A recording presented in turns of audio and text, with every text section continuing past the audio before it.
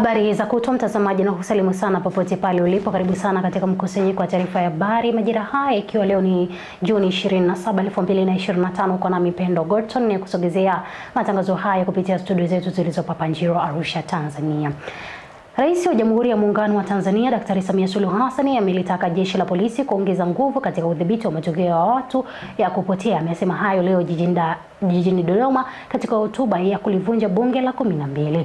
Vile vile Rais Samia amesema serikali inaendelea kuchukua hatua ili kuimarisha upatikanaji wa sukari na kuongeza uzalishaji nchini, ikiwemo ya kuongeza uwekezaji wa viwanda kikiwemo kiwanda cha Bagamoyo na kupanua uzalishaji wa miwa zaidi ili kufikia tani 700,000. Rais Samia amesema hayo leo jijini Dodoma. Mheshimiwa Spika, kwa upande wa jeshi la polisi tumeendelea kuliimarisha kwa kuboresha mazingira ya kazi na kuongeza miundombinu, ambapo vituo vya polisi 472 vimejengwa hadi ngazi ya kata na shehia. Halikadhalika tumeboresha makazi ya askari na kununua vitendea kazi ikiwemo magari na pikipiki kwa ajili ya kazi za utawala na operesheni. Aidha, askari wapya 16,000 wameajiriwa, huku maofisa wakaguzi na askari 10,363 wakipandishwa vyeo. Natoa pongezi nyingi kwa jeshi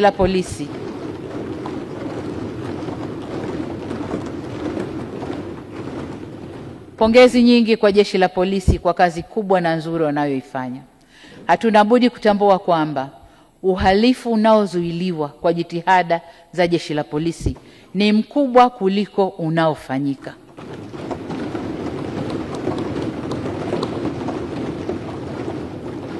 Kasi ya kuwabaini na kuwakamata wahalifu na kuwafikisha mahakamani imeongezeka, jambo ambalo bado hatujafanikiwa vya kutosha ni ajali za barabarani. Lazima nazo tuendelee kuzitafutia mwarobaini wake. Aidha, nalielekeza jeshi la polisi kuongeza jitihada katika kukomesha matukio ya watu kupotea.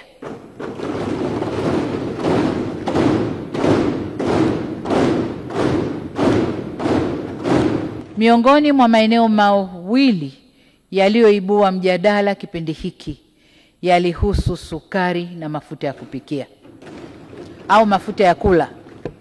Ili kuimarisha upatikanaji wa sukari kunapokuwa na upungufu, tuliipa NFRA mamlaka ya kununua na kuhifadhi sukari kisheria. Hii ina maana kwamba sukari imeingia kwenye mazao au mazao ya usalama wa chakula ndani ya nchi. Nawashukuru sana wabunge kwa kuunga mkono mabadiliko hayo, na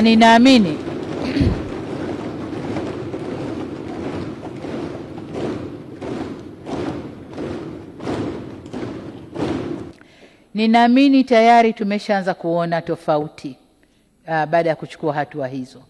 Pamoja na hayo, serikali inaendelea na jitihada za kuongeza uzalishaji wa sukari nchini kwa kuhamasisha ujenzi wa viwanda, na mbali na kiwanda kipya cha Bagamoyo chenye uwezo wa kuzalisha sukari tani 35,000, cha Mkulazi chenye uwezo wa kuzalisha sukari tani 50,000, upanuzi wa kiwanda cha Kilombero utaongeza uzalishaji wa sukari kwa tani 2,071.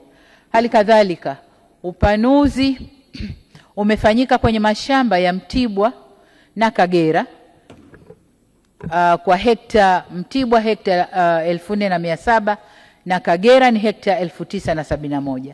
Hadi sasa hatua hizi zimeongeza uzalishaji wa sukari kutoka tani 311,358 mwaka 2020 hadi tani 392,724 mwaka 2024. Tutaendelea kuvutia uwekezaji zaidi wa viwanda au kwenye viwanda na kupanua maeneo ya uzalishaji wa miwa, tukilenga kufikia uzalishaji wa tani 700,000 za sukari. Sekta binafsi nchini imeanza kuchukua hatua madhubuti katika kuhamasisha mabadiliko ya kijani kupitia uwekezaji, ikiwa ni sehemu ya juhudi za kuharakisha ajenda ya maendeleo endelevu. Akizungumza jijini Dar es Salaam wakati wa ufunguzi wa kongamano linalowakutanisha wadau wa sekta ya fedha, sekta binafsi na taasisi za maendeleo, mkurugenzi mtendaji wa CEO Round Table Santina Benson alisema kuwa uwekezaji wa kifedha katika sekta ya kijani ni msingi wa biashara endelevu. Tumeitisha kikao, tumeleta wadau wetu kutoka sekta binafsi, pia mabenki hapa Tanzania, lakini pia development partners kama International Financial Corporation ambao nadhani pia wanajulikana kama World Bank, ili tuangalie kwa ili swala la green finance. Mara nyingi tunasikia kwamba Ministry of Environment, tunaangalia how we can invest in the country in a sustainable way. Tunaangalia masuala ya infrastructure, sustainable infrastructure. Tunaangalia masuala ya agriculture, kwa hiyo wakulima wanawezaje ku access hizi funds. Leo tuko tunaangalia je, kwenye sekta binafsi kuna changamoto gani zinajitokeza ili kuweza kupata hiyo access to finance. Nadhani tumeongea sana leo asubuhi na imetoa mifano mengi nchi nyingine jinsi wanavyoweza ku access hizi finance. Na kitu ambacho mimi mwenyewe nimekisikia leo asubuhi ambacho kimenigusa sana ni kwamba mabenki saa nyingine tunaona bado tunaangalia ile traditional structure ya banking, commercial banking. Nadhani takeaway kubwa leo ni kwamba tuangalie kwa utofauti jinsi tunavyoweza ku access hizi funds. Globally funds ni wanaita pie ni kubwa. Na sisi kama Tanzania bado tume access asilimia ndogo sana ya hiyo pie.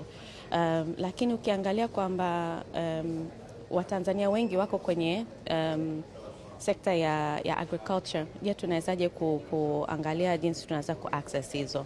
Kwa hiyo leo tulizungumzia swala la data. Je, tunawezaje kuangalia wakulima wanaweza kutoa data ili mabenki wanaweza kudirisk na kuweza kutoa some of this finance.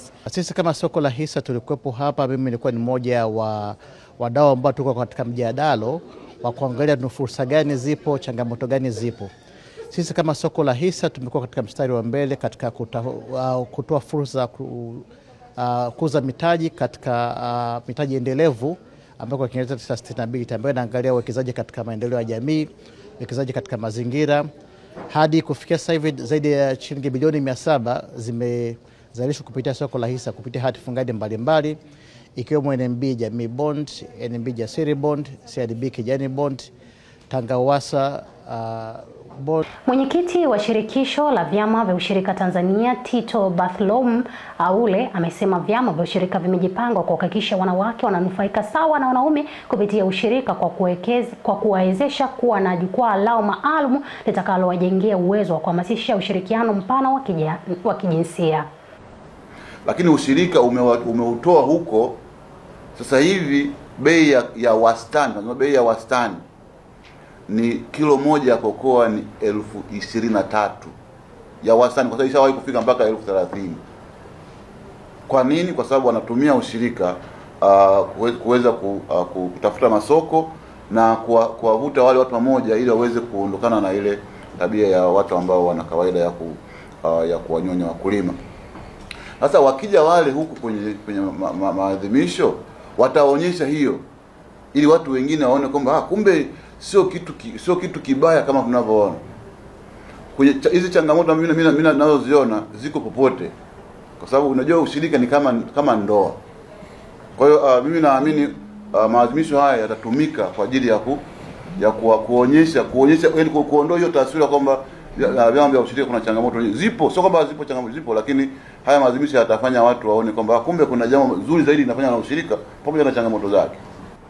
Lakini sisi ushirika unaondoa hiyo dhana.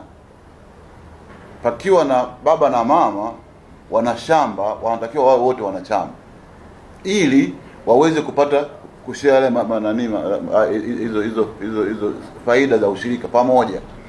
Kwa hiyo sisi kwenye ushirika tumeliona hilo na tumeamua kuhakikisha kwamba akina mama nao wanakuwa na neno zuri la Kiswahili ni jukwaa la kwao ambalo litawafanya linawajaribu kuhamasisha na wamama wengine ambao pengine hawaoni kama hiyo ni muhimu ili waweze waweze kushiriki vizuri kwenye ushirika, kwa sababu ushirika ni wa kila mtu. Ushirika sio wanaume peke yao. Kimsingi tunataka kuonyesha umuhimu wa maadhimisho ya mwaka huu, kama nilivyosema pale mwanzoni kwamba vyama vya ushirika ni taasisi huru za kibiashara, lakini zinaendesha biashara yake kwa njia ya utu. Utu maana yake nini? Kwanza wanafikiria wanachama kwanza. Ndio jambo la kwanza. Kwamba wanachama wapate usawi ule, kama ni kuuza bidhaa zao kwanza wao wafaidike. Halafu faida inayotoka baada ya hapo ndio hiyo inaenda kwenye jamii na wao wenyewe wanaweza kugawana pia. Kwa hiyo faida ni kitu cha msingi kwetu, lakini ile faida inayokwenda kwa wanachama ni kitu cha msingi zaidi.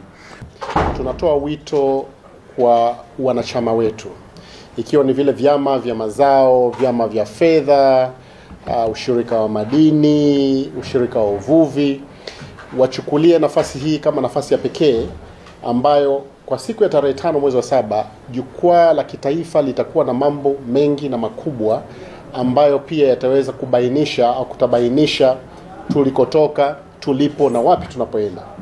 Na ushirika wetu wa sasa unasema kwamba ushirika ni biashara. Ushirika wetu tunaujenga katika misingi ya kibiashara ili kuhakikisha ya kwamba kunakuwa na tija kubwa.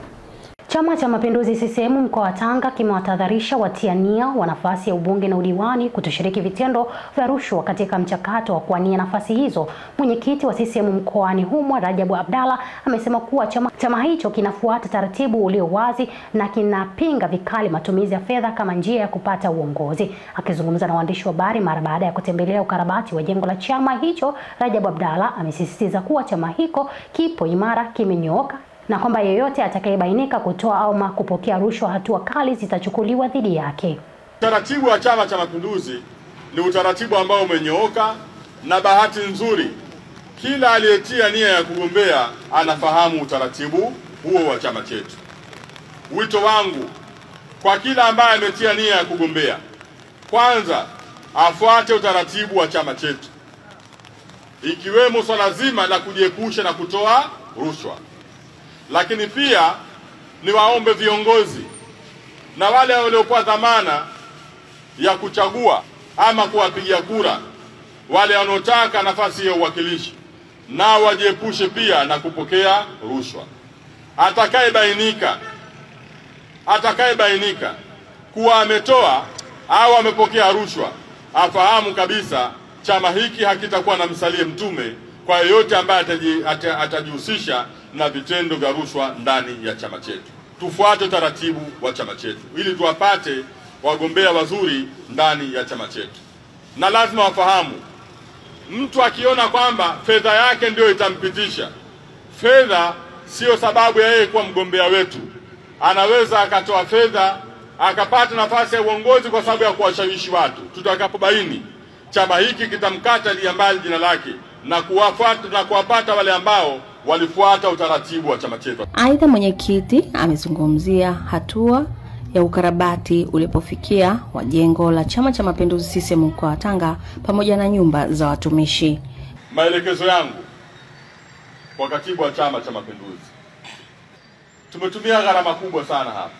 Lazima tuienzi miundombinu hii ambayo tunakuiweka hapa sasa, na baada ya kuanza kulitumia tutakuja kupeana maelekezo, tutakuja kushauriana, kubaliana kwamba nani akae mahala gani na afanye nini kutunza miundombinu ya jengo hili, ili tusije tukarudi kule nyuma tulipotoka. Umepata nafasi pia Mheshimiwa Mwenyekiti ya kuweza kupita na kujionea kazi. Kama nilivyoeleza hapo awali, imefika 97%, na Mheshimiwa Mwenyekiti umejionea asilimia ambayo imebaki ni ndogo sana, kiasi kwamba siku ambazo zimebaki mbele kumaliza huu mwezi tunaweza tukazikamilisha. Kwa hiyo naomba nikupe taarifa kuwa hizo kazi ambazo ni ndogo ambazo nimekupitisha, ninaomba nikupe taarifa kuwa zitakamilika kabla ya huu mwezi kuisha. Mwajuma Ernest. Kufikia hapo mtazamaji, sina la ziada katika mkusanyiko wa taarifa habari jioni ya leo ya Juni 27. Ulikuwa nami Pendo Gorton, na ikiwa leo ni mwisho wa Ijumaa ya mwezi huu wa 6, nikutakie sabato njema, lakini pia nikutakie weekend njema. Bye kwa sasa.